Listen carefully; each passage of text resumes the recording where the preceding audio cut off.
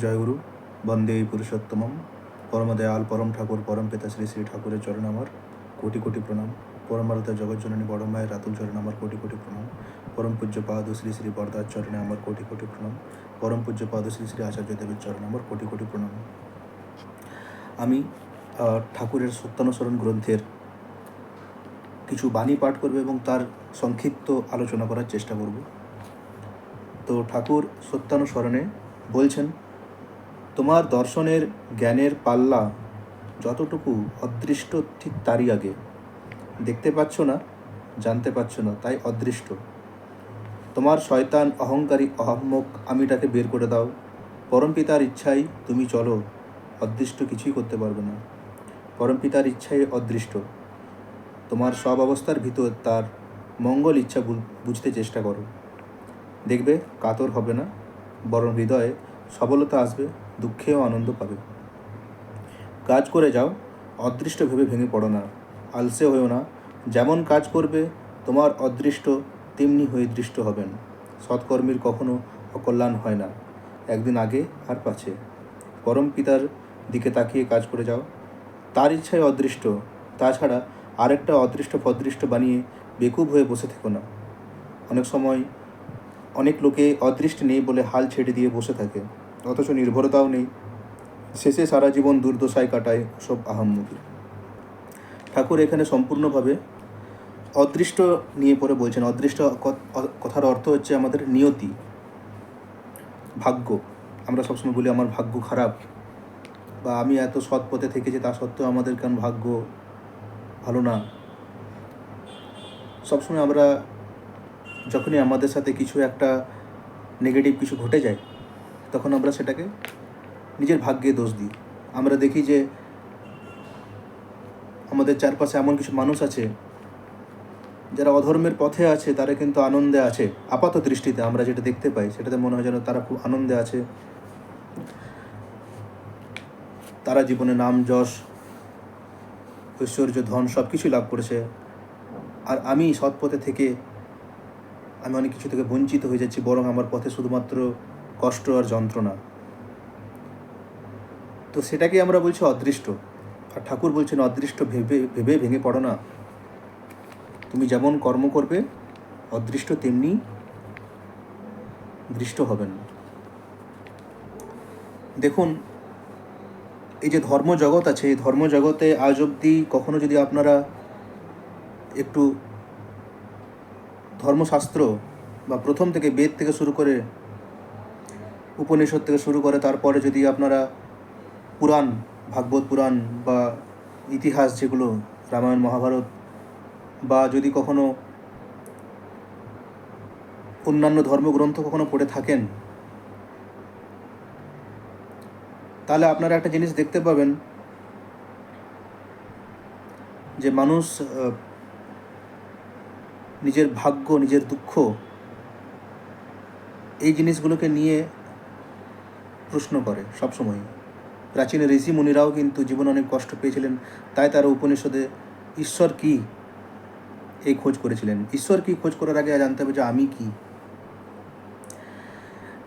ভিডিওটি সংক্ষিপ্ত করার জন্য আমি বেশি এটাকে স্ট্রেচ করব না, কিন্তু একটা জিনিসই বলবো যে জীবনে যখনই আমাদের খারাপ সময় আসে তখন কিন্তু আমাদের ধৈর্য ধরে থেকে নিজের কর্মটুকু করে যেতে হয়। অদৃষ্টে যদি কিছু আমাদের দুঃখ কষ্ট যন্ত্রণা দেয়ও, সেটাকে গ্রহণ করে নেবেন। কারণ কী কারণের জন্য কি হচ্ছে আমরা জানি না। আমাদের জন্ম, আমরা এই বিশ্ব, এই ব্রহ্মাণ্ড অতিশয় বিশাল, তা কখনোই মাপা যায় না। এত বড় ব্রহ্মাণ্ড, কত কত ব্রহ্মাণ্ড আছে, কত কত গ্যালাক্সি আছে, সেখানে একটা তুচ্ছ জীব আমরা। কিন্তু তবুও ঠাকুর বলছেন আমরা পরমপিতার সন্তান। আমাদের মধ্যে চেতনা, আমাদের আজ আশেপাশে যত জীব আছে তাদের মধ্যে সবচেয়ে বেশি চেতনা আমাদেরই, মানুষ, দ্য কনসিয়াসনেস।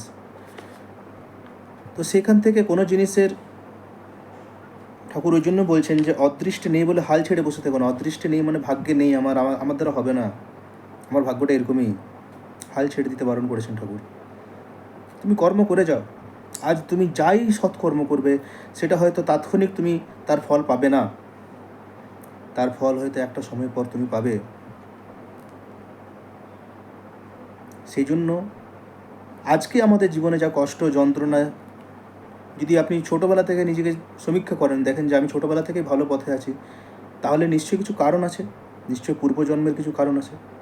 এবারে পূর্বজন্ম পরজন্ম আপনি যদি নাও মানেন, কিন্তু কারণ, দ্য কজেশন, রিজন, কারণ তো কিছু একটা থাকে।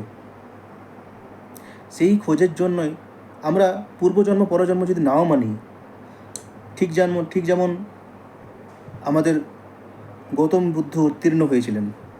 গৌতম বুদ্ধ আমাদেরকে যে শিক্ষা দিয়ে গেছেন, সেই শিক্ষায় তিনি ঈশ্বর কি, ওই যে ঠাকুর আমাদের বলতেন যে আকাশের দিকে যে মানুষেরা বা যে মানুষেরা আকাশের দিকে, আকাশের ঈশ্বরে বিশ্বাস করেন, তাদের চেয়ে ভয়ানক আর কিছু হয় না। কথাটা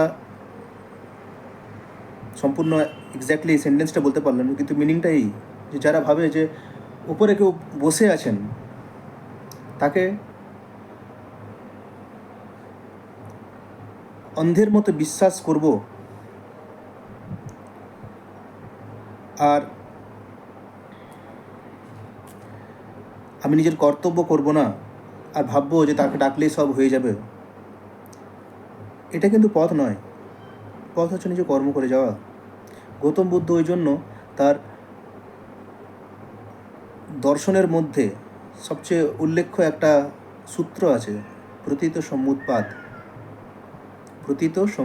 প্রতীত মানে আগে যা ঘটে গেছে, সম্মুৎপাদ তার থেকেই সৃষ্টি। পৃথিবীর প্রতিটা জিনিসের সাথে প্রতিটা জিনিস কানেক্টেড আছে। আপনার জীবনে যদি কখনো কষ্ট যন্ত্রণা দুঃখ আসছে, তো জানবেন কোনো না কোনো কারণ আছে। আর সেই জন্য ঠাকুর বলছেন যে তোমার সব অবস্থার ভিতরেই তার মঙ্গল ইচ্ছা বুঝতে চেষ্টা করো। তার মঙ্গল ইচ্ছা এই কারণেই যে তোমার মধ্যে কিছু প্রবৃত্তি, কিছু সংস্কার খারাপ ছিল, কিছু কর্ম, কিছু কায় মনোবাক্যে কিছু আপনার দ্বারা কিছু ভুল হয়েছে, যার জন্য আজকে আপনাকে এই কষ্টটা পেতে হচ্ছে। কিন্তু তাই বলে আপনি চুপচাপ বসে থাকেন না, এটাও খণ্ডন করে এগিয়ে যেতে হবে আমাদেরকে জীবনে। এটাও শেষ হবে, সব কিছুরই ভালো দিনই আসবে। আমরা মানব জন্ম গ্রহণ করেছি, জন্মান্তরের যদি আমরা বিশ্বাস করি, জন্মান্তরের আমাদের যে প্রবৃত্তি, যে সংস্কার, সেগুলোকে খণ্ডন করে মুক্তি লাভ করার জন্য। আর এই প্রতীত সম্মুৎপাদেই গৌতম বুদ্ধ বলছেন যে সব কিছুর উৎপত্তি, সব দুঃখের উৎপত্তি হচ্ছে অবিদ্যা। 12টি তার শ্লোকের মধ্যে 12টি স্তর আছে। অবিদ্যা থেকে সংস্কার, সংস্কার থেকে বিজ্ঞান, বিজ্ঞান থেকে নামরূপ, সেখান থেকে বেদনা, স্পর্শ, উপাদান, এইভাবে করে করে আমাদের জরা ব্যাধি এবং মৃত্যু। আমরা যদি সেই অবিদ্যাটাকে শেষ করে দিই, তাহলে আমরা জন্মান্তর থেকে মুক্ত হয়ে যাবে। এটা হচ্ছে বৌদ্ধদেবের, গৌতম বুদ্ধের বাণী। অবিদ্যা আর কি? অবিদ্যা আর কিছুই না, আমরা যে সবসময় আমাদের যে অহং ভাব আছে, সেটাই অবিদ্যা।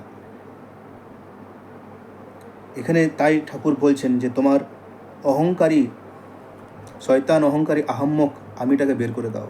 যাকে আমরা আমি ভাবছি, আমার সাথে হচ্ছে কেন, আমার সাথে ঘটছে কেন, আমি যেন পাই, আমি যেন সুখী হই, সেই জিনিসটাকে যথাসম্ভব অহংকারী আহাম্মক, অহংকারীও বটে, আহাম্মক বোকাও বটে। সবসময় যারা দেখবেন স্বার্থপর হয়, তারা কিন্তু দেখবেন তাদের জীবনে অনেক কিছু পাওয়ার পরও তারা কিন্তু দুঃখী থেকে যায়, যেন তাদের সন্তুষ্টি হয় না। তাই গৌতম বুদ্ধ বলেছেন সন্তোষম পরম সুখম,